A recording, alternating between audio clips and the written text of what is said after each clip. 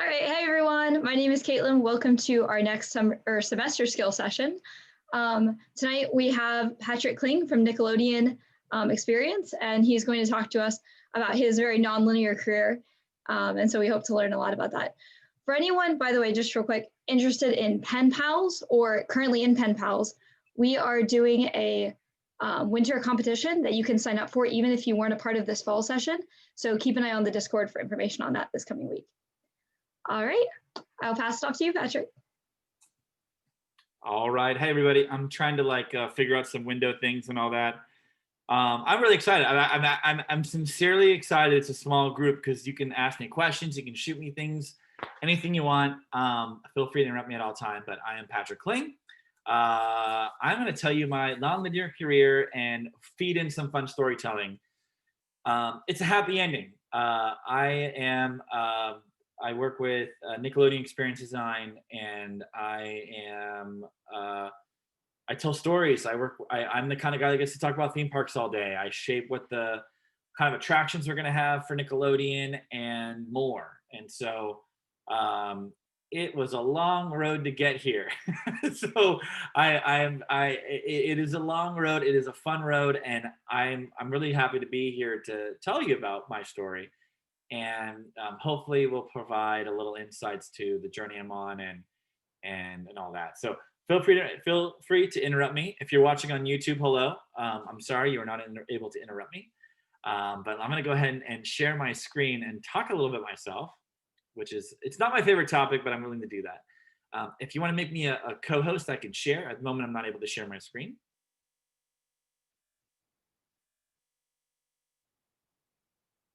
There you go. Should be good now.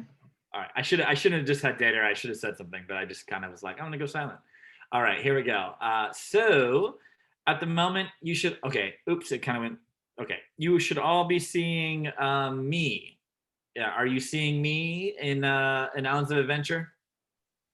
Looks good. Okay. Yes. Thank you. Now we're rocking. Is it showing my entire screen or just? Is it pause? It says it's pause. Resume share. How about now? I think it's showing just the PowerPoint presentation. So it's showing something. It's showing something, yep. This is the world we live in now, folks. I moved it from one screen to another. So this is me, everybody. I'm a themed entertainment creative type guy. Pronouns are he and him. I love this. This is a much thinner Patrick from many years ago. But welcome to my journey. And I'm going to press play. So I am 100% theme park geek. I love theme parks. I'm obsessed with them. All my friends are obsessed with theme parks. We all work in the industry. It's absolutely fantastic. So this is what makes up Patrick Kling. 100% theme park geek. Literally, this is me. I ransacked an old theme park connection place and had 35 years of magic at Disneyland. I grew up in California, and that was a big thing for me. These are me and my friends, and my wife is next to me. I'm like holding on to her at Halloween Horror Nights. We have the frequent fear pass. We are seriously all about having fun and theme parks. But I'm also 100% serious about theme parks, right? So this is me and my wife. We went all the way to England, and I dragged her to the Shrek Experience, which is like a walkthrough experience in London. So when I go on vacations, and don't ever tell my wife that I have this photo in this presentation, but she fell asleep on the double-decker bus, and then I took her to the Shrek Experience because I heard about it, that it was an interesting, engaging walkthrough experience. So when some people are going to London and they're going to see all the different actual art museums, I'm like, we need to go to the Shrek Experience. And my wife is like, what are you talking about? But she humors me, and it's fantastic. So these are a few of my favorite things. My favorite attraction is Indiana Jones Adventure at Disneyland. The Temple of the Crystal Skull at Tokyo Disney Sea is also cool, but I do actually like the original at Disneyland better. I love In-N-Out Burger. This is some of my friends are going to In-N-Out Burger. For those that have been there, it's the best burger, and there's no way you're going to talk me out of it. Oh, and actually, I'm not able to see the chat feature. So if anybody is actually asking questions, feel free to just interrupt me. I won't mind at all. Actually, wait, hold on. Now I have the chat feature. So okay, there we go. Okay, now I'm back to normal. My favorite experience in an amusement park / theme park of all time is X2 at Six Flags Magic Mountain. If any of you have ever heard of this, it's or been on it, you agree it is absolutely the craziest experience you'll be on. Go to YouTube after this meeting and check it out. It is fantastic. I'm also just a normal goofy guy. This is me at the Flamingo in Las Vegas with the Clarissa Explains It All fanny pack with my thumbs up completely mismatching. Can you believe that I was able to get married? So that's who I am. So now you know a little bit about me. Let's talk about me in the beginning and how did this crazy kook come to be who I am today? Well, I was completely obsessed with Connects and Legos growing up as a kid. I'm seeing some head nods. I love the head nods, right? I bought all these kits with the Screaming Serpent, and I'd build these massive roller coasters in my living room from like when I was a young or preteen to a teenager. I'd recreate Pirates of the Caribbean. I would perform Fantasmic in my living room. I absolutely loved themed entertainment. I grew up down the street from Disneyland, and I was just like obsessed with it. And we had annual passes back when they weren't like, you didn't have to get like a loan out to get them. A pretty pivotal thing, and I'm going to actually share this with you, presuming that the screen share works okay. I'm gonna reshare my screen, make sure I had the right setting. I absolutely was obsessed. Okay, let's see if I can do this. Share computer. Oh, I can't optimize screen share for video. Caitlin, do you have any idea what that's about, Caitlin? I can check. I'm not sure why it wouldn't let you advanced sharing options. Let's see. I can share my computer sound, but I know sometimes that's a nightmare. So let me try it out and see how it works. So when I was growing up, and I was a preteen, or tween as they call it, they had a segment on the Walt Disney or the Disney Channel that showed the old Disneyland shows. It was called Vault Disney. I'm gonna go ahead and play it. Sorry, hold on, let me go back. Okay. I'll play it for you. Is that sounding okay?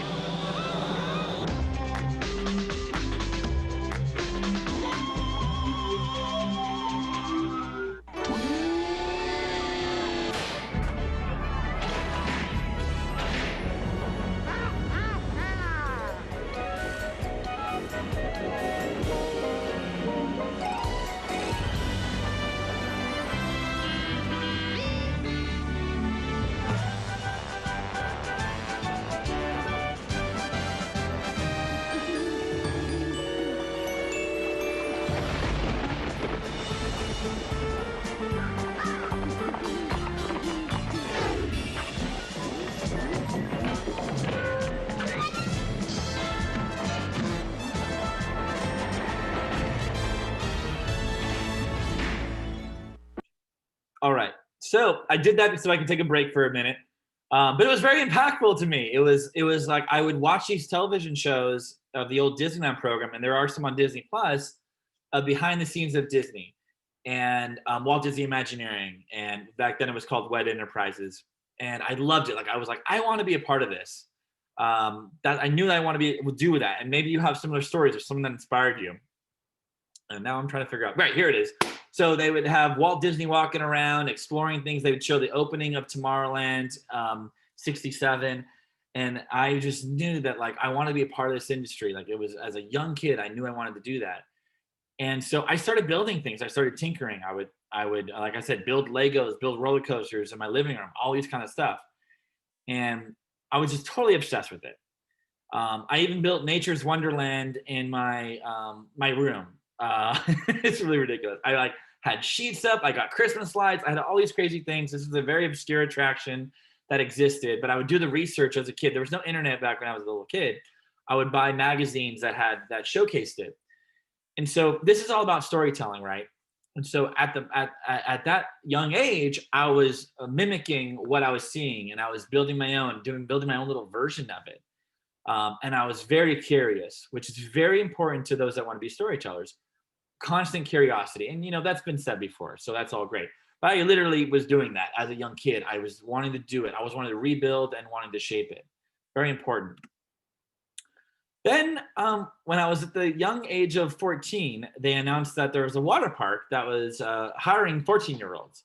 And so I got a job at Wild Rivers Water Park. This is a very obscure reference that maybe no one's going to understand. I think that the people who is the person that's from Garden Grove, it's demolished now. It's not even a thing anymore. Um, but I loved working in operations, and I loved being around people that were happy. Like when I loved going to this water park as a child. I loved going to Disneyland, and I loved how these family amusement experiences brought everybody together. So here's the thing I'm going to tell you, and about that crazy, curious mind that I had when I went back for my job interview to be rehired. So I went my first year, got the job. They asked me a question. So this is when I was coming back. Is there any suggestions you'd have for next year? And I was flat-footed. I had no idea. I wasn't expecting that. I was like 15, and I was like, I don't know what to say. I didn't even think of that. Then the next year when I got brought back, I brought an entire like deck full of ideas that I thought could improve the park. I'm not trying to toot my own horn, but like some were like ideas that the industry has just now started to do about like magic bands, about things and interactives and way to streamline things. And they actually implemented about like 50% of my ideas were actually feasible. And I was just a 16-year-old who brought a presentation and said, hey, you should try all these things. And that kind of mind that I had about always wanting to improve things is very important on my journey of being a storyteller. Always thinking of how things could run smoother. Starting young was very pivotal for my creative development, my story development, all that, and it'll keep coming through. So my ideas are loading, and I have the ideas, and I presented them. And so let me talk a little bit about my. Oh, is my internet okay, or is it back? Okay, thanks, Caitlin. So now, full disclosure, I'm very privileged, white kid living in Orange County, California. I was told I was going to college, and so I had to figure out what I was going to do. And my parents were fortunate enough to kind of tour me around a little bit, and they toured me to Cal Arts, which is in Valencia. It's an animation school, and I was just like, I want to be a theme park designer. Nobody had any idea what that meant, and I didn't really know what it meant either. I had no idea what the jobs were. I was just like, I want to do this. I don't know what it means. I want to do it. Cal Arts was very much about an animation. I'm like, well, I don't consider myself an artist. Like, I can't really draw. And then I went to Art Center, which is another industrial design school focusing on transportation, and they had a Saturday program. So what that meant, it was called Saturday High, and they had classes you could take. And it's interesting. I took an entertainment design class, and I just told the teacher, hey, I want to design a dark ride. And she's like, okay, go ahead. So I doodled, I wrote out treatments and all that. It was really cool, really fantastic. She gave me feedback and all that. And then I would go to the next class, which was like industrial design. And I could not draw at all. Like, these people could draw a sketch that looked like it was real life. And I was very discouraged by that. I was like, I cannot do that. I cannot go to Art Center. I took another series of classes, and I just felt horrible about it. I was like, well, I kind of showed them my portfolio, and I was just going through boxes. I should just bring it. I had a little model, and I had a bunch of writing about a theme park that I had designed, and it was just like, this is not the quality to get into this school. And it wasn't really like I was in the right place anyway, because it wasn't like there was a theme park design course. It was always something different. So I ended up going to a school called Woodbury University for interior architecture. Interior architecture sounded cool. It wasn't quite interior design. It was a little bit of architectural. And I was terrible at it. I could not sit at a drafting board and draft what a cell phone would look like, or what a Starbucks was going to look like. So I would be sitting there like, all right, we're going to design a Starbucks. And I'd be like, okay, cool. What's the theme? And they're like, there's no theme. The theme is at Starbucks. And I'm like, okay, cool. That's not great. So I was a storyteller by nature. I wanted to tell a story in every project I was a part of. And they didn't really know what to do with me. Having said that, an Imagineer came to my school and said, okay, Imagineer came to my school and basically said, you need to go work at Disneyland. This was an old class of Imagineer that kind of got a job starting on the monorail. And he said, no matter what, if you go to Disneyland, you're gonna learn, and you're gonna learn operations. And I'd already worked at a water park during the summer, so it was no problem. So I kind of got a job at Disneyland, and went in and interviewed in around January, and then by April in 2005, I got hired. I was onboarded, and it was for the 50th anniversary, and it was really fantastic. And there were some really great opportunities at that time. I had an operations ability. I was a supervisor at that water park, so I was very quickly kind of like groomed for being a supervisor at Disneyland. They called them working leads at the time, and all those things that I had done previously about being curious about making things better were very, very applicable to the parade route. This is going to be it's so in the weeds, but like they were figuring out how to have 3 parades a day with the 50th anniversary and do the fireworks show and all that. And the way that they had done things before were not working out because there was way too many people that were in the park that wanted to be in front of the castle for the show. And so I could have all these ideas about how to shape the crowds, how to put guests here, how to put ropes up. It all seems very trivial, but I was always about problem solving, which is so pivotal on my journey and where I am today. On attractions, you can't really change anything. The attraction opens, and this is how they operate it. And from there on out, there's not much, right? So I was at Disneyland, and I was working it. And I want, for those that are not aware of the geography of California, Burbank was where I was going to school, and I was commuting to Anaheim, which for Robert knows that's terrible. That was a horrible commute. It was awful, the worst thing in the world. It was like an hour and a half on the highway. And my professors at Woodbury were like, hey, you don't really have what it takes to do interior architecture. I hate to break it to you. Do you want to repeat your semester in your class, or do you want to go and try something else? I excelled in my design classes, my color theory classes, my 3D art, my Photoshop, Illustrator. Like I was doing really great in those, but I could not really sit at a drafting board all day. So I thought I was a failure. I was like, okay, my whole world's on fire. What am I gonna do here? Well, I can go to Chapman University down the street from Disneyland, and I had changed majors at Woodbury University, and I realized that, you know what, I don't need to go to Burbank to do business. I can go to Chapman. So it was right down the street, and really it was great to be closer to Disneyland, but I basically given up.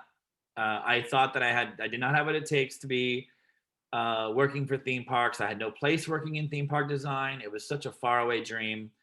And I felt like I had failed at my journey. And I had no way of even knowing how to sorry, I'm going to silence my phone. It keeps going off.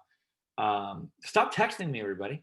No, and I really had no idea what it was to get a job in theme parks. But I was in the industry. Look, I'm going to go to school for international business at Chapman. I'll be a theme park manager, and that's a good life. I was like, that's totally cool. I'll just do that. I like the whole problem solving. I like being a manager, all that. And then a very pivotal moment happened for me where I was a part of the test and adjust crew for this is very blurry. I apologize. The Finding Nemo submarine voyage at Disneyland. So this is me, tall guy right here. And as a test and adjust crew member, we were driving the submarines, because you actually had to drive them. There were motors on them and everything, through the show scenes so that the Imagineers could program them. I was a part of the attraction before there was water in it, all sorts of fun stuff. And I was like, I need to be a part of this. I don't know what I need to do, but I want to be a part of it. So this is a crew. And then I met somebody that was on the crew. Very pixelated image. I apologize. This is terrible. But his name was Michael Libby. And he was very similar to me, that he loved Disney, wanted to be a theme park guy, right? So these are some photos of us. On the left, we're holding what they call Marat Cups from the Rio and Las Vegas. And on the right, we're on a trip to Walt Disney World, the Magic Kingdom, with my friend Alex. And he got the dream job. He got a job for writing at Disney as an intern. And I had no idea that that was even a job. I was like, you can do writing at Disney? And he's like, oh yeah, this is a real job. And he was fortunate enough and had a lot of people helping him along the way to get that initial job. And so my whole life changed at that moment. He introduced me to people, and I got involved in a lot of different, well, he introduced me to people, and actually I'll tell the whole story.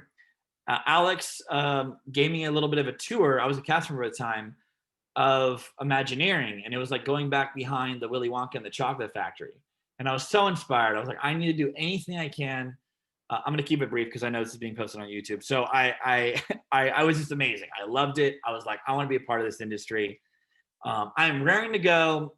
I'm about to graduate college, and I wish I would have known that yesterday. Yeah, I wish I would have known that writing was a job in theme parks. I had no idea it was. I was on this completely different track. But looking back, that was how I communicated my ideas at Art Center when I was going there for the Saturday program. I would write my ideas. I have these ideas. I just went through my boxes and I had them the other day. And it's like, I could not get rid of the writing I did. So, all right, let's see. I'm ready to graduate college. Everything's going great. And then the economy collapses in 2009. Now, look, all of you out there are facing a lot of hardships. I know you're at various degrees. And so I'm not saying I was in the same spot as you were. With COVID-19, it's a completely different ballgame. But this is what I was facing when I graduated college. This is when I graduated. It was like the worst possible time. And it's really good. So, what do I do from there? It's like, all righty. If we don't laugh, we cry. So I'm like, all right, what do I do? I'm like, I like this writing stuff. Like, I think I'm pretty decent at that. I could probably flesh that out a little bit. I'm a graduated. I apply to all these different jobs in the industry that I find, anything. And I happened to land a job, or it's not even a real job. It was an opportunity to volunteer with the Thea Awards. So the 17th annual Thea Awards that were at the Globe Theater in Universal Studios, California, in Hollywood. This is the TEA. You all should know what the TEA is if you're here. So fun fact. So I'm over. I'm not sure. This is me down there, a nice sharp looking Patrick. This is Andy Garfield, the person that I co-host my Monday night show with right there. So this is where we met, which is really cool for those that know a little bit about that.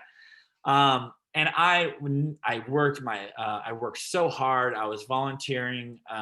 It was a full-fledged production crew, a creative coordinator, all these things. Met all these great people, and I networked with every single person I could. And the answer I got was, hey, you're really cool. You're young, you're ambitious, but we just laid off half our staff because all these projects for themed entertainment were canceled. That should sound very familiar to what we're going through now, unfortunately. So have my job. I'm going to get to storytelling, I swear, in a moment. Have my job. I'm doing my thing at Disneyland, right? It's all good. I'm doing the best I can. I get a job in workforce management. This is me. It's very obscure. But I'm like, you know what? I've tried to get a job in the industry. It's not working out that great. I'm working in workforce management, and I haven't really been able to struck with this quite yet. And my project was about to be over at Disneyland, where I was working as a temporary person.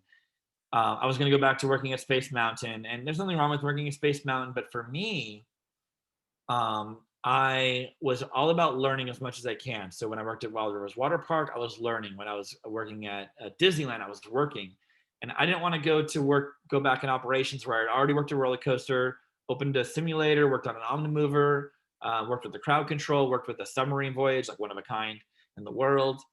And so I said, you know what, I'm going to go ahead and just quit Disney. And that was tough. I took what people have said here, a gap year. I was fortunate enough to have some money saved up to go a little bit of backpacking. I want to recognize I had incredible privilege to do that, but I met all sorts of walks of life out there. This is us at the World Cup. Women's soccer was having that year in all across Germany. So this is America versus Canada, and we went to a stadium, and it was really a lot of fun to watch the soccer games. And I learned a lot. I would be in a bar with people from Germany and Australia, and just chatting with them. And it was really great to get out of my horizon, get out of the American point of view, where I thought that the end all be all was that I had to get a job at Disney, and I had to do that. And I was like, well, it wasn't really possible. And many of us may be facing that. I then went on a lot of you theme park nerds will appreciate this. I went on a ridiculous road trip across America. We went to like every amusement park in the country. That's Top Thrill Dragster. It doesn't really need an introduction.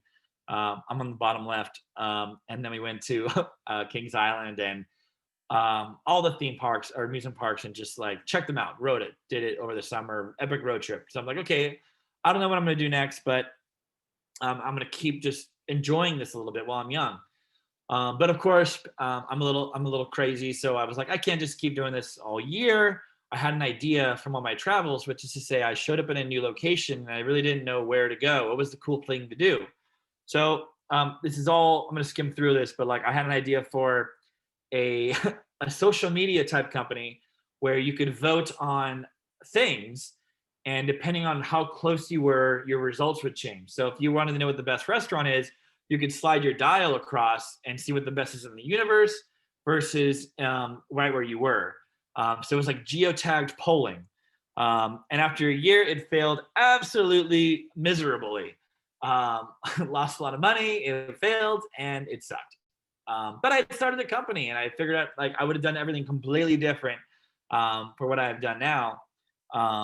And it was a journey. And then, of course, everyone likes to go to this Walt Disney quote to make us all feel better. It's good to have a failure while you're young because it teaches you so much. I'm not going to read this quote, but Walt Disney said this: "Take your moment while I take a sip of my drink here."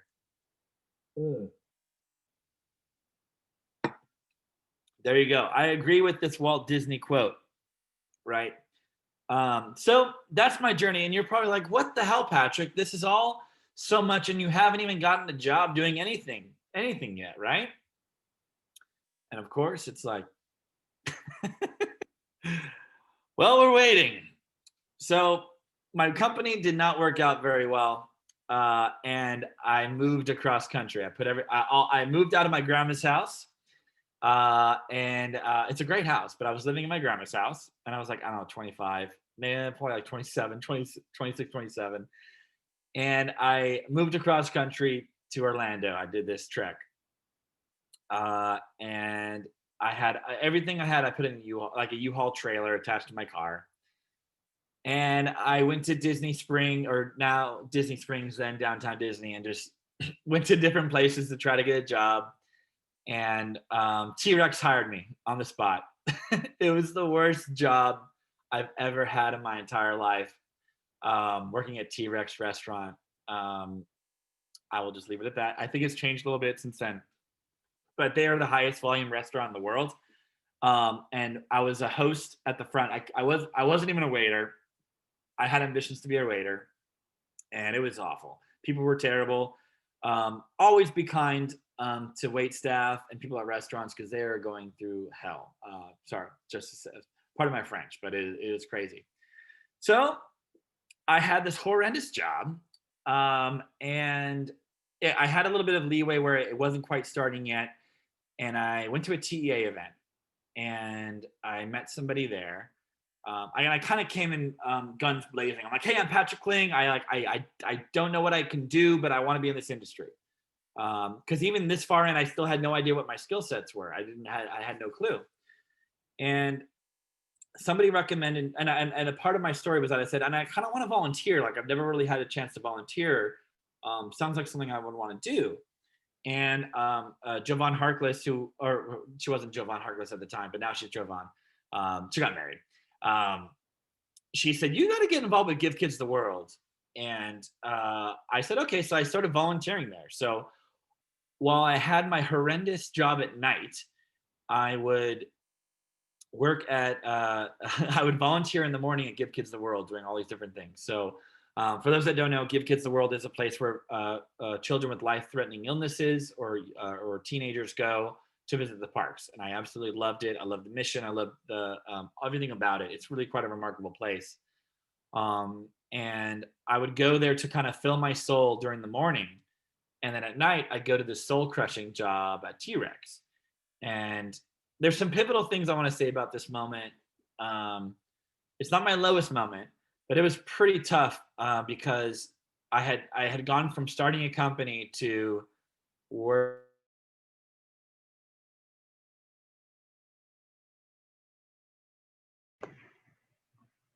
Oh, Patrick, you froze.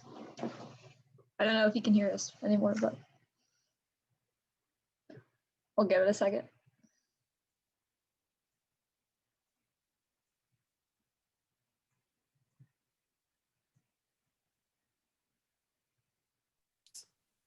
Testing. Oh. 1, 2, 3. Testing 1, 2, 3. Oh, now you're coming back. Testing. Can you hear us? Hello. I've heard you the whole time. Can you hear me? Oh, okay. All right, now we can hear you a little bit. Yeah, it looks good. Okay. Testing 1, 2, 3. Can you fix this in post so it doesn't go on YouTube like this? No. Yeah. Okay, perfect. So where did we leave off? Where'd you lose me? That it was a hard time in your life because you had just gone from starting a company to working, and I think that's about where it cut off. So I went from starting a company. Thanks, Caitlin. And yeah, interrupt me if you can't hear me. I don't know what it is, but I'm just doing. I basically was gone from starting a company to working at a restaurant, which is fine. There's nothing wrong with working at a restaurant. And I forget if I mentioned this. I kind of forgot where I left off, but I'd go to the Soul Crush. Oh no, this is exactly where I left off. People would ask me, Patrick, like, why are you so happy all the time? Like, our job kind of sucks. And I think this was very important for all of you, is that I would tell them, well, like, no matter what happens, I'm going to achieve my goal. And there's nothing that's going to stop me from doing that. And they're like, well, what are your goals? And I told them, well, I'm going to be a theme park designer. And they're like, what is that? And okay. And I'm like, no, that's okay. Like, this is just a stop in my journey that I'm facing. That's a part of who I am. And I'm going to learn what I can. I've never worked in a restaurant before. I can learn what it takes to build a restaurant. That's cool. Or design a restaurant and how it works and all that. And that was very important, is having that positive attitude about that. And luckily the days of T-Rex, which, like, I do not remember 2 weeks of my life more than I do at that restaurant. It ended. Give Kids the World had a full-time opportunity at the front desk, and they wanted me to apply, and I applied for it, and it was absolutely wonderful. And Give Kids the World I have a very long relationship with Give Kids the World, as seen on my photo on the right, where we helped design a villa with my Nickelodeon folks a while back. And even like on a Tuesday, I was doing a webinar with the TEA about the Give Kids the World. I love Give Kids the World. So, now that we're back, pardon all the confusion. I'm to a TEA slice event. Our TEA event. This is actually why networking is so important. So pardon me. Went to TEA, met a bunch of people, LinkedIn them. I figured out what LinkedIn was and got on LinkedIn. And somebody posted an event for the Slice Creative Network. And I went there. I signed up, and they're like, well, this basically what it was a speed networking event. So you could say you're an attraction designer, you're a writer, you're this, you're that, and they would link you up with all these companies. I naively had no idea what I actually did, because I didn't know what I did. And I kind of just like checked the box and everything. I said I was an attraction designer, I'm a writer, I'm a project manager, and I was like, I wasn't any of those things. I was just like I don't know what the hell I was, but I was like, I can just say I'm going to do those things. And I just found this today. So this is what I was, March 19th, 2013. I kept this, and names on here that people that I've worked with in the industry since then: Brian Morrow, Ron Hines, who's my current boss right there. Very pivotal. So he's my current boss, and he was somebody who I interviewed with, and I just put out that crazy vibe of Patrick Kling. And 2 months later, I hear back, and they're looking for a project coordinator. for Nickelodeon. And I go in an interview and they think I'm just some weird guy, but they think, yeah, okay, maybe he has what it takes. And they love Give Kids the World, which is a great place. So they hired me. And next thing I know, I'm working for Nickelodeon Experience Design. Going to New York. This is just like a little miniature popcorn. It makes me feel like a big man. So I like that. It's really funny. And to answer your questions, yes, I got slimed.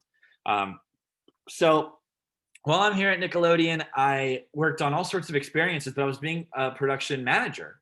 Or I was doing project coordination. So I was on the project management side. I wasn't on the creative side. And I knew that I wanted to be on the creative side of things. But it's very important, knowing what you want. Where is your passion at? And I kept fighting for it. I kept asking for opportunities to do writing. I wanted to do the creative writing. But I did have some opportunities to doing some pretty cool stuff. We worked on a Theo Award-winning attraction. This is me and my wife on the left at the opening of the SpongeBob adventure. It's not closed. Can you all hear me still, Caitlin? Yeah, it's a little spotty occasionally, but it usually catches up. Okay, sorry everybody. It's not me. It's the internet. This is me with the original Double Dare podium from the 90s. I'm not sure if anyone was around back then, but it's from it, which is super awesome. But here's the thing. I had to say goodbye to Nickelodeon.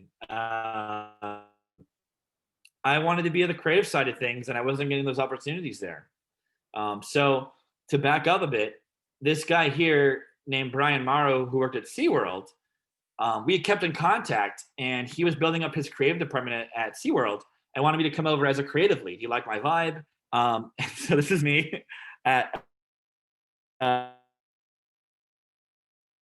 was part of the Deep Blue creative group, and it was absolutely fantastic. I loved that job. I had all these different random little projects. They were what they called sundry projects, and they were smaller. It was my first time where I could tell my own stories. I could tell stories, and I absolutely loved it. I worked on a thing called the Cobra games at by Cobra's Curse. I did like the one of the coolest. I stand by this is one of the coolest racing games you can see in the world. I put all these details in it about all these things tied to the attraction. I absolutely loved it, and then it didn't work out. So I'll keep it brief, but SeaWorld didn't work out, and I left SeaWorld, and now I was unemployed for a little bit. And so what are you going to do? I had like 7 months of doing exactly what I wanted to do. I wanted to be a part of the creating, the ideation, taking things to fruition, being an art director, creative lead for something. And it was really sad. It was very, very much a bummer. There's no way to slice it. I felt like I had failed again. And maybe I didn't have what it takes. So what do you do? Well, I always claimed to be a writer, and I hadn't done a lot of writing at SeaWorld because it was like I would do a little bit of writing and a little bit of ideation, and then I had to go produce it. We'd have to actually like build it. So I co-wrote a book called Stories from the Magic Kingdom. It was a book inspired by it's actually a really fun book. I know it sounds a little cheesy, but it was stories inspired by the different lands of the Magic Kingdom. I had a co-author who was very brilliant and very talented. And it was actually like super cool and really great. And I will tell you, I learned a lot from her. And I recommend for all of you who want to do side projects and portfolio projects to have somebody that you're answering to, and work together on that.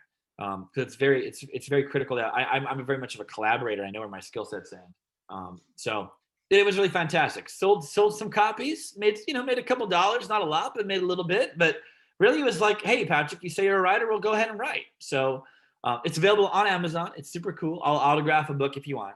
And I ended up applying the jobs, wasn't getting jobs, all that. But finally, I landed a job at iTech Entertainment. And they're a design company. I'm going to give you the short story because I know I'm kind of running long. This is like the 3-hour version of Patrick Kling. I was brought in as a project coordinator again. So it's kind of like a little bit of a zigzagging back into a different spot. But very quickly, I was doing different things, right? I was doing creative writing. I was doing more what an associate producer would do. And I absolutely loved it. There's kind of like confidential stuff. So I'm just going to move to the next page on that. So just ignore this page for a moment. soak it all in. It's an empty warehouse. I seized on an opportunity, which is to say, somebody left at Nickelodeon that was in a position of creative leadership. And I sent a note to my now boss, Ron, and said, hey, this person left. Why don't I come back to Nickelodeon and be a creative lead? And he said, ooh, hold on one second.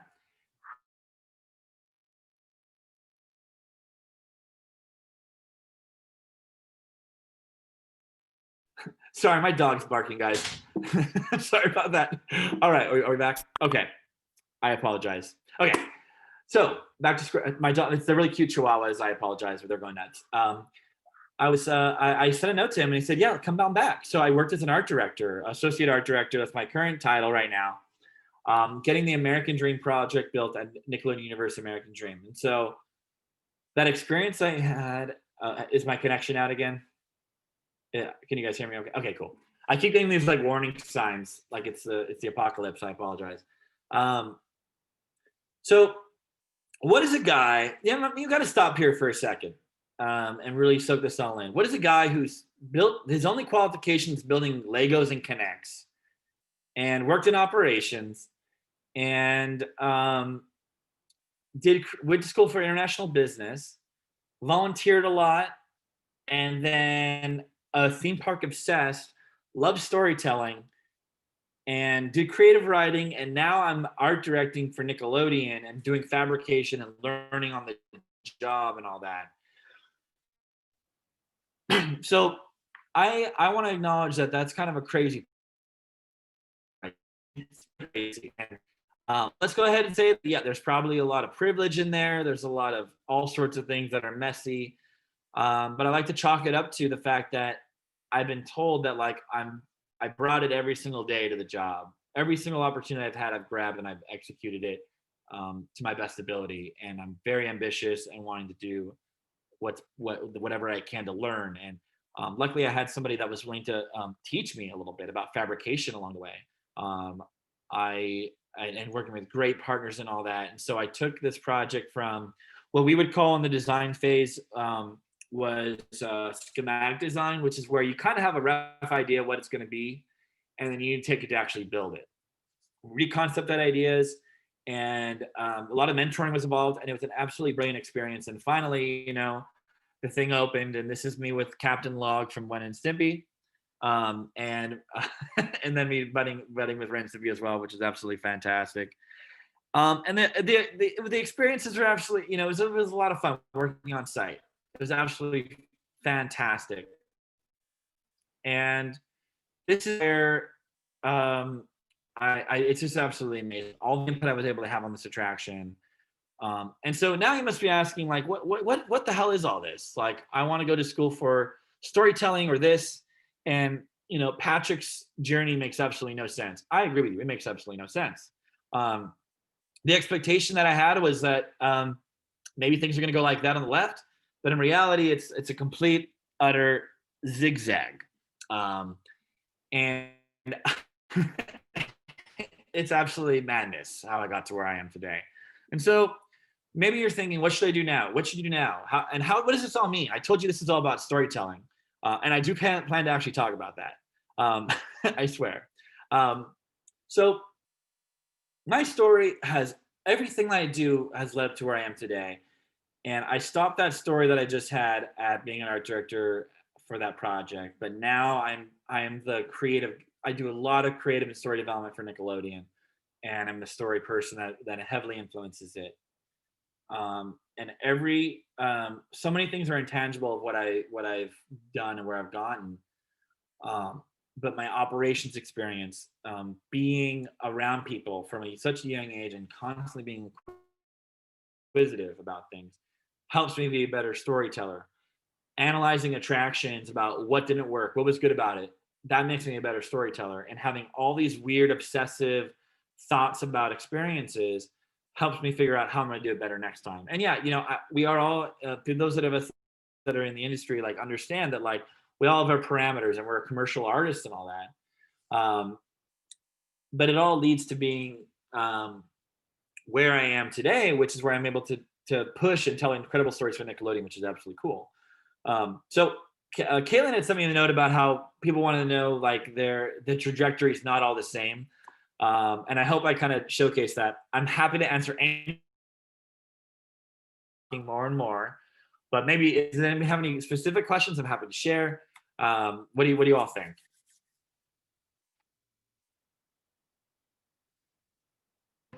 Everyone's I think it stunned. was really, really valuable. Just especially that last picture there with the expectation versus reality and like the straight arrow and the squiggly area literally like hit me so hard. Like I got goosebumps. I was like, dang, that's so accurate.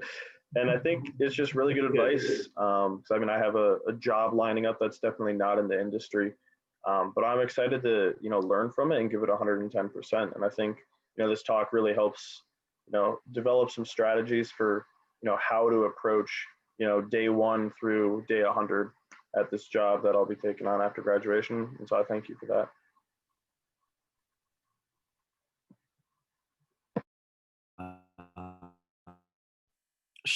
Shannon, what do you think? I'm gonna start calling you because I can do it. Shannon, what do you think? What are you going through? Thinking.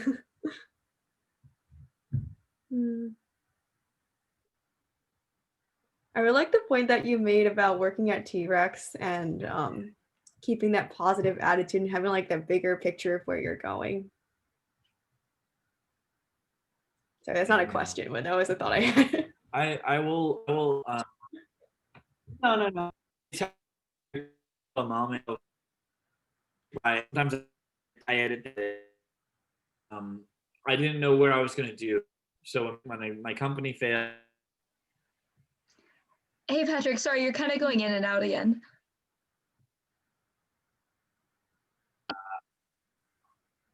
Okay, I'll wait. Let me know when you can hear me again. Okay, we can.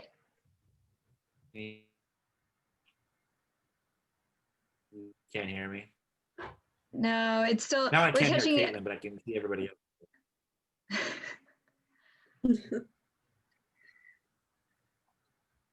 Okay, everyone else is good back. except Caitlin. Can you hear me now? Wait, is it my internet? Okay. I think you're good now. No. Okay. Wait, is it? Because they're perfect.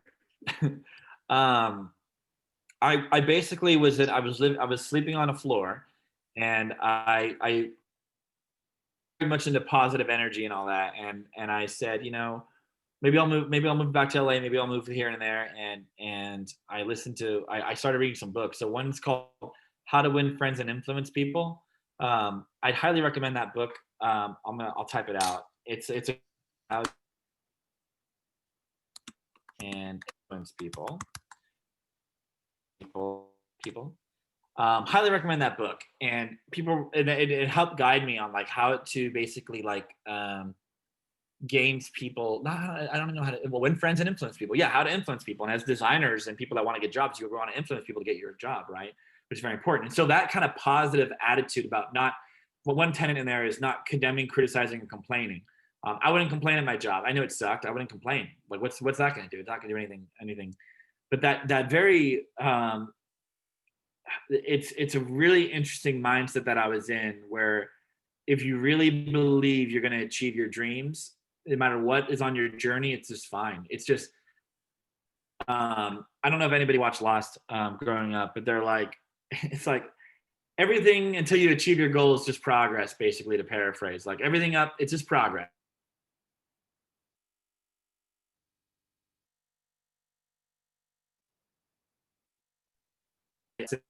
And it's gonna it'll work out, or I'll do something totally different. That'll be okay too. And keeping that positive attitude and just realizing that you're in control of your life. And now I want to be acknowledged there are systemic barriers in place, and so it's harder for some people than the others.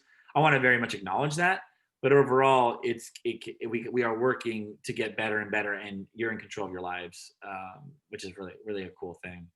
Robert, what do you think? You got your phone on mic. What do you got? Well, I guess I was really curious about, like, I guess something that has hit me recently, like realizing like with the downturn of the industry with COVID and everything, like I guess the jobs are highly dependent in this industry based on, I guess, if there's work, which makes sense, like if there's projects that are being funded. So I guess like my question would be like, was there a point in time where you realize like how the entertainment industry is like more vulnerable, and I guess how you push through that? Because like for me, it's like very obvious that I guess I'm just like, I really want to pursue this industry. It's like you said, the goal that you had your eyes on. But sometimes it is a little disheartening to think that the non-linearity can cause like, you know, a lot of instability in your life. You know, like you said, you're sleeping on a couch, you know, for a while or whatever. So it's like I'm curious of what you think about that. Yeah, it is. You know, I in no way, shape, or form do I want to sugarcoat what's happening right now. It is not. It's not great at all, right? And so, for me, I feel like the way I get through right now. And I'm a part of big projects that I'm like getting people together. And for those, I think it was I plugged it. I started a television network on YouTube just to get people cool together. Is my connection out again? Nope, it's here. Okay. Just to get people to collaborate. And I've done, I was part of Step with Caitlin, and then a couple other things and all that. And so like, even during these dark times, we can still create and have fun together and do things. Yes, our industry is vulnerable, and nothing like COVID-19 has showed that more than it is now. But other industries are also vulnerable a bit, you know, like we're not the only ones. And so I think that for me, I look back at what I will just tell you that makes me feel really good is I'm 35.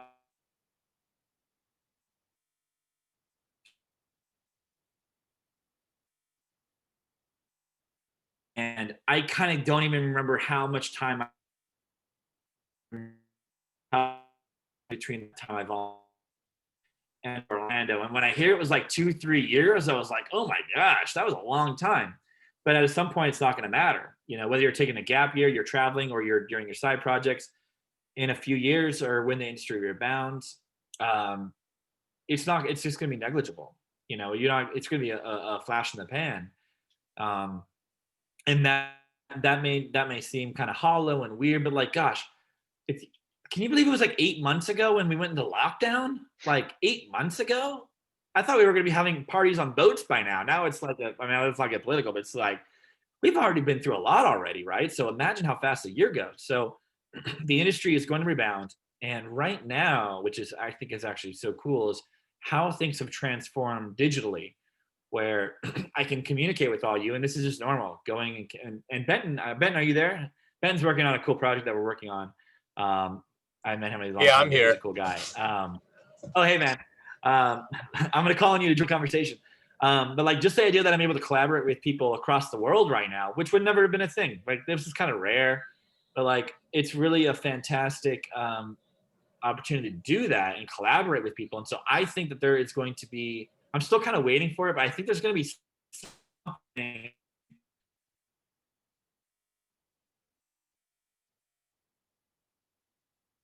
communicate and it's going to be theme park or they're going to come up with a really cool thing that's going to be huge. I don't have any idea what it's going to be, but there has to be something, and it's going to be out of this traditional world because the way that it was before, it's just there's so many different tools that we can use. That may not have answered your question, but I'm saying I'm cautiously optimistic, knowing that you all we'll look back at this in 5 years and say, hey, remember that time I kind of remember this weird goofy dude who talked and he had a, and you'll blink your eyes and you'll be wherever you want to be as long as you keep at it and you put in the work. Benton, Brenton, you've gone through a little bit of this. Do you want to share a couple of things? Sure, why not? Benton, everybody. All right, I'll turn the camera on. Sorry, I've been packing. I'm going to China tomorrow. Yeah, do it. But yeah, so I mean, that's cool. What was that? Are you going to Beijing? Yeah, I'm going to Beijing. Or undisclosed location. That's cool. But yeah, no, I mean, everything you said really resonates with me as well. In that, I haven't been in the industry very long, but from my experience, I think, I have this linear path for myself that I want to follow. And, I've just, been able to mostly get opportunities through networking and meeting people and going to IAPA and other conferences. And, I think, the best things for me have been from staying flexible and really keeping my eyes on my goals in the future and what I want to do in the industry. But for me, like, I think, like what you're talking about with how to win friends and influence people, like I love that book. And I think, those tenets have really served me well. I've never gotten a job I've applied to online ever. You know, every single position I've been, offered, internship or job, has all been through meeting people in person. And, just talking to them and saying, hey, this is what I'm passionate about. This is what I want to do. And so that's really what's worked out well for me so far. I know there's plenty of different directions to go with it now. COVID basically got me laid off from Zamperla, where I was working on the park in New York. And I've been, sitting around a little bit, but working on a Magathon, right, with Patrick. And now I'm able to pick up a contract to go work on Universal Beijing for a couple of months. So, you don't know where the opportunity is going to come from, but yeah, I'm certainly looking forward to, where my path will take me. And it's been a fun ride so far. Yeah, thanks, Ben. Ben's part of a couple zany projects that I have put together, and Ben's a cool guy. So Corbin, hi Corbin. I don't think I saw you earlier. Do you want to ask a question or anything, or? Yeah, I actually have a question. Yeah. Where do you see yourself in like 10, 20 years from now? Do you see yourself in basically the same position, or are you going to continue your journey towards something else? So, can we stop recording? No, oh gosh, what I'd love to do in 20 years. I would love my legacy to be, I don't envision myself doing this forever. I feel like I have so many projects I love doing, and I like collaborating in different things. I imagine I'll probably maybe do something totally different at some point in time. I want to help lead the charge in transforming the industry to break system. And you all will hear more about that later on in the next. But I want to transform the industry in quite a bit, down barriers. That's kind of where I see I do is helping that, and that's where I'll always focus my energy on, outside of what I do during my day job. So in 20 years, if I can look back and say this was a big moment, COVID-19 and the Black Lives Matter movement, with what happened with the murder of George Floyd, where I made some definitive choices that helped change the industry, I'll be proud of that. And so when I look back at where I want to be in 20 years, I want to look back and say that. So I know that's not even really answering the question, but I want to be a part of that and to say that I was able to do that. It's one of these things that I think is really important, for all of you to know, that the journey is much better than the destination. So what does that mean? It means that when you open up your attraction, it's really cool, but the collaboration and the efforts that go into doing it and showing up every single day and kicking butt is really where the magic is. And so at a certain point, depending on where my career goes, opening up a theme park, opening up an attraction, opening up this, like once you've been able to do a treatment for a dark ride and it's going to be built, it's really cool, but you're kind of like, well, what's the next thing? And that's my personality a little bit, being kind of a crazy person. I admit that.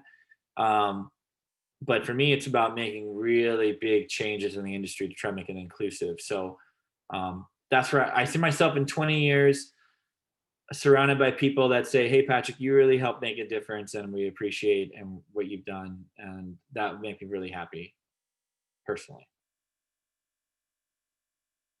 Sorry, I know that was like a bunch of weird nonsense, but it makes sense to me. Michael, how about you?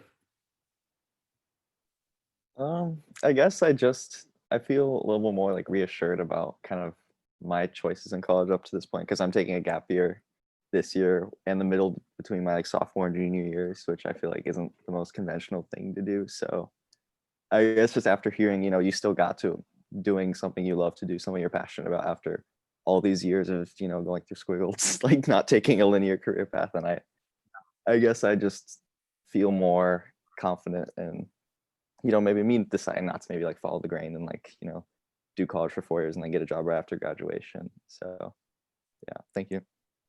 Yeah, no problem. I mean, I'll just say that it's really quite it's challenging. It's daunting. The depression about, like, I've been to all these stages. I've been to the, yeah, as you heard my story, right? I've been to like the, you don't know what it takes. You can't even draw. And I've been to the losing a job and all that, and it's tough. But like, if you are able to keep at it and are passionate and show up and do the work, I can't.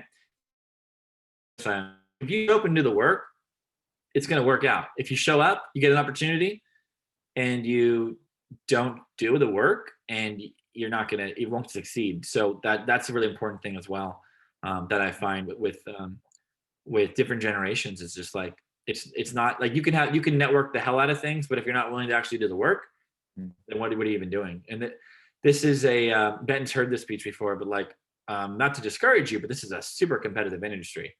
To be a person that's telling stories and creative and all that, it's very competitive. You know, what we've had, like, there's like over 500 astronauts that have been into space, but there have been, so if the person that's sitting spitballing ideas, you have to be on top of your game every single day, and you have to live and breathe it and be obsessed. As you can see, I'm 100% obsessed with theme parks. Jessa, I'm sorry if that's how you pronounce your name. I apologize if I did it. No, that's perfect. Yes, that's me. Yeah, kind of similar to like what Michael is saying. It's just like, the main thing I kind of took away from this is like, keep your head up. You know, I mean, as you mentioned, like, you graduated in 2009 when the economy crashed, and we're all finishing college in 2020, early 2020s, you know, when the world is a hot mess. But I don't know, it's nice to like see you kind of like get to your point, not saying that you're like at your final place or anything, but like going through so much and like still getting to do something that you love, and like figuring out what's best for you, you know, like you didn't just like stay at somewhere because you were like, oh, I'm secure here. Like it's a good reminder, like, because I'm coming up on graduation, and like just knowing like there's a lot of options, and how, that's not really a question, but it's like, I don't know. I feel like I took a lot away from this. So thank you so much for this. It's very helpful in times like this. No, I'm happy to do it. And so maybe I'll Robert, you want me to touch on, well, actually, Shannon, did you have a question or any commentary? I know you're kind of like, we're trying to figure that out. Do you have anything you wanted to add? Oh, still not a question, but yeah, I wanted to add and say that like hearing your story, especially like how nonlinear it was, and especially during this time of COVID, was really inspiring. So just wanted to add that. Oh, Yeah, cool. So originally, Caitlin, I'm like, what do you want me to talk about? And I'm like, well, I can talk about storytelling. Actually, I think people want to hear about your, you know, and I'm like, oh yeah, I'll tell you my whole story. It's all a mess. It's a mess. It's all over the place. Caitlin, do you have any other questions you have for me? And then I wanted to answer Robert's original question. I could talk about, so you're about to graduate college, which is a pretty fun, cool thing. Yeah, I had a question about, I've heard a couple of different perspectives from industry professionals on the idea of whether it's more beneficial for the industry to have people that go into other fields and then come into the industry, or just go straight into the industry, like with the passion of it. And so I was curious with your experience, you know, coming from other, not necessarily even other industries, but other parts and different aspects, and then bringing them into your own field. If you had any particular opinion because you got the passion and the external experience. So. Right. It depends. So it's a big question. So I think what we all need to do is acknowledge, let me try to actually answer your question. So if you were to go out and go to get a different job in a tertiary field or something that was related, that's great. No problem at all.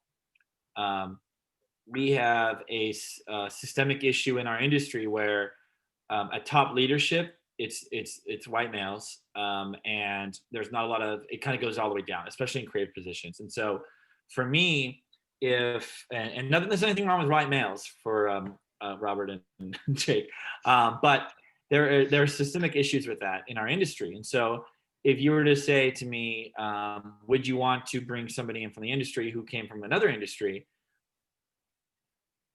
Let's say they were an artist and bringing a different perspective, a non-white male perspective, I would say, yeah, we need that. Let's bring him in. We're going to welcome you. Let's see what you have, because those stories are not being authentically told.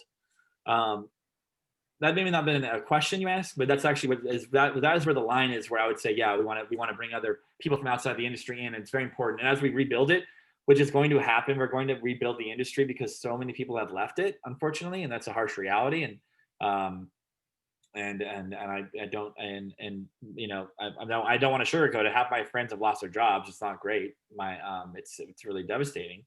But it's an opportunity to rebuild it, and so that we can tell authentic stories. And so if you go out and you get different experiences, no problem at all. And it's not, I don't want to say it's good or bad. I will just say that it depends on what company you're going to. Because I know this is record, I can give you more detailed feedback on that. I gotta be careful what I say, because I can go into details about different companies, but I don't want to do that right now about how it's different. So yeah, Robert, you asked the question earlier about how Sorry About to Graduate College started. So for those that don't know, when the lockdown happened and I heard about the wave of people that had their internships canceled, I posted on a feedback or a LinkedIn a comment thread about, like, we got to start something and get together and just talk about what's going on with the young professionals. And myself and Kaylee Bailey and another person, Dave Hall, started talking about it, and we started bringing on people to give advice. And the show's morphed quite a bit, but it was really about trying to keep people connected when you've lost your internship at Disney and that was your dream job. You know, you want to be there when you're. I've always wanted to work for Disney in that capacity. Never worked for Disney. It's okay. I work for Nickelodeon. It's cool. I got SpongeBob here. SpongeBob's cool. And that's heartbreaking.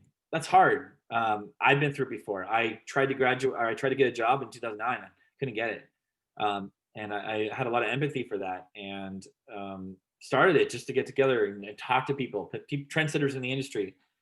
And now it's grown, and now I have launched a whole network with my partner, and we have like 20 people working on it, which is super cool.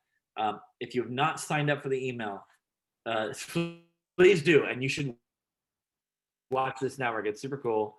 And I'm really all about bringing people together and donating my time to ensure that the next generation doesn't get discouraged, because it's going to take now I got distracted. Think about your journey. What do you wish you knew earlier? Ooh, would have done anything differently.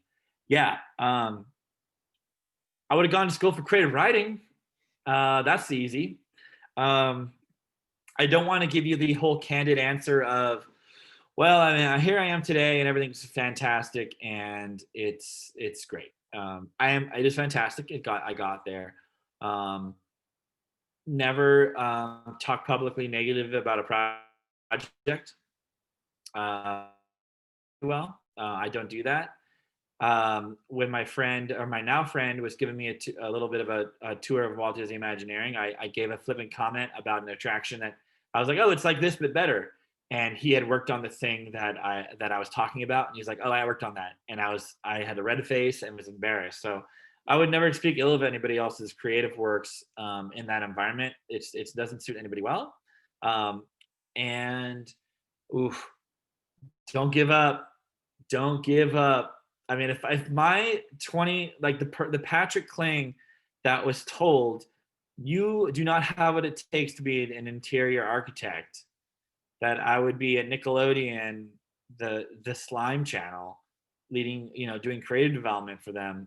I mean, wow, that Patrick would be a lot different. You never know. Like, these are your years where like you guys can just like really be kind to yourselves, have fun. You're all, I presume most of you are in your 20s. Take the pressure off a little bit. It's okay. No one's going to ask what you did in 2020, 2021, or 2022, because we know it's a complete S show. So do everything you can to give yourself self-care. I wish I would have had that. I wish I wouldn't have had these parts of my life where I thought I didn't have what it took, where I gave up on my dream. I gave up my dream several times. And I didn't even know what my dream was, because I didn't know what the hell what the job was. You guys are already way ahead of the game, where you have access to the industry. You got to meet professionals. Back in my day, we didn't have that. We didn't have Zoom. We didn't have the internet. I swear, I didn't know what the hell was going on. I was reading like Mice Age and Mice Chat and like figuring out what the hell these jobs were. There wasn't available. Say that you have all these resources available, and what I would tell you, I'm going to tell you, not myself, because I didn't have these. Gosh, you guys got to cherish those things. The ability to talk to myself or even Benton or people that are in the industry and have that access. There's people on Twitter that will, like, I can set you up with anybody you want right now. If you were to send me a message on LinkedIn, I'll hook you up with people. Don't squander that. And you know what? Here's what I'm going to tell you. It is very intimidating to reach out to people. It can be very, and especially depending on your status and all sorts of different dynamics. And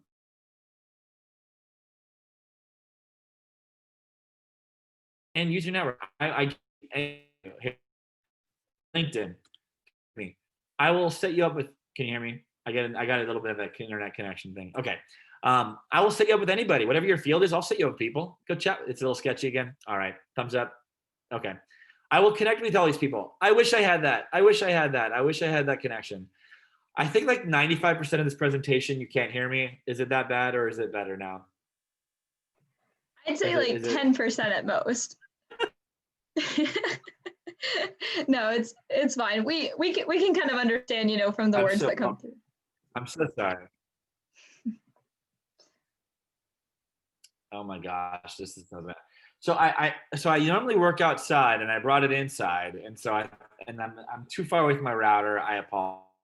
But look, I know it's 9:19 on the East Coast. Does anybody have any closing thoughts? Or anything, or else I'll give you my final spiel, and we can head on. What do you think, Caitlin? I just want to say thank you one more time, because I personally have had to do like a lot of investigating to try to figure out like where I want to be in the field, and I'm not even positive that it's completely correct. I just know that I love the field itself and all the people in it. And just how kind everyone has been. So it's reassuring to hear that, you had, a little bit until you found your own path too, and where you wanted to be in the industry. So.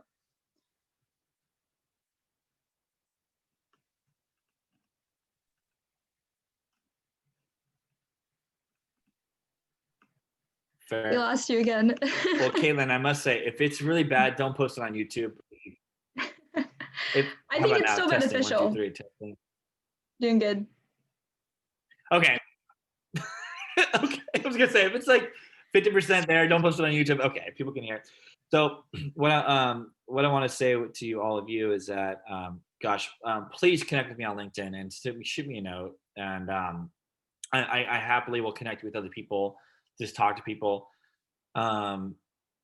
If you graduate and you're not able to get a job working in your specific skill, go get a job working in an amusement park. It's okay. It's okay to do that. I did that for like 9 years, and I wear it as a badge of honor, being able to have done that. There you that you were going to learn from. And I think that's actually like the biggest theme I can tell you is work at your job as long as you can. As long as you keep learning, especially in the beginning of your career. And then you get to the point where I'm at, where I feel really good at my job, and so I create other jobs to do. Like I started network just because I don't. Why not? And you keep learning, and it's really a beautiful thing. And I will just say that there's a lot of room in this industry for all of you, and I love that there's a lot of there's a lot of different faces on this call. I really love that. Your generation is going to push things in such a great direction, and I'm here for it, to use the slang. I'm ready for it. I'm excited for it, and you're all you're all going to be growing up each other in the industry. You're all going to be going up at the same time, which is so cool, which is so important. And I just think that it's really something to cherish. I really sincerely will tell you that the journey is better than the destination, and there is no destination. There really isn't. It's the grave. No, it's a really it's all about it's a great journey that we're all on. Go ahead and edit that out, Caitlin. All right, so I'm gonna do some plugs. If you're involved with get involved with the TEA. If you're not Next Gen. Has everyone heard of the TEA? Maybe a little hands raised. TEA. I see some head nods. Great. I'm the Eastern Division Vice President for the board out here, and so it's really fantastic. Sign up for Themed Experience TV. It's a network dedicated to sharing knowledge. I'm telling you, I would kill to have this as when I was growing up in this industry. A lot of cool topics that we're talking about. If any one of you, you've all heard my 3-hour story. If any one of you want to reach out to me on LinkedIn and just say, hey, Patrick, I want to talk to you for 30 minutes and I want to get very specific career advice, I will do that. No problem. Not even a question. So I sent my my LinkedIn in the chat feature. And to anybody watching on YouTube, I am sincere.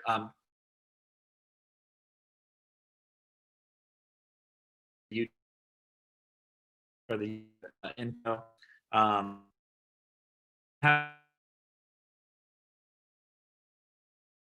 Out to where people were willing to help me. You all again. Am I frozen again? Yeah, sorry. Taylor. We got to all the people on YouTube. Okay. All right. I'm never taking a call in this room again. I apologize. I can't do this. I should. Well, I would have been bundled up quite a bit if I was if it was outside. Okay. Basically, what I'm saying is go ahead and put my LinkedIn information on YouTube. Anybody watching on YouTube, I will talk to you.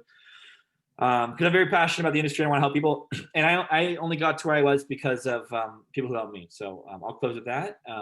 Your story is, the storytelling I have is great. But basically my storytelling, the real story is that there's no linear path, folks. So it's okay.